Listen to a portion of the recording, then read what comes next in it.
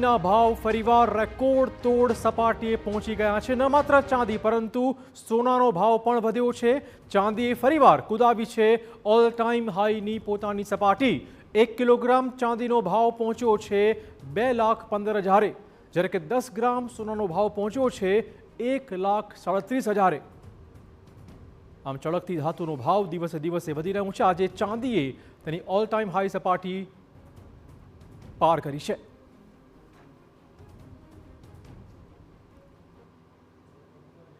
તો ચમકતી ધાતુમાં તેજીની ચાલ જોવા મળી રહી છે। પાછલા અનેક દિવસોથી સોના ચાંદીના ભાવ વધી રહ્યા છે, પરંતુ આજે ચાંદીએ ફરી એક વખત કુદાવી છે ઓલ ટાઈમ હાઈની પોતાની સપાટી।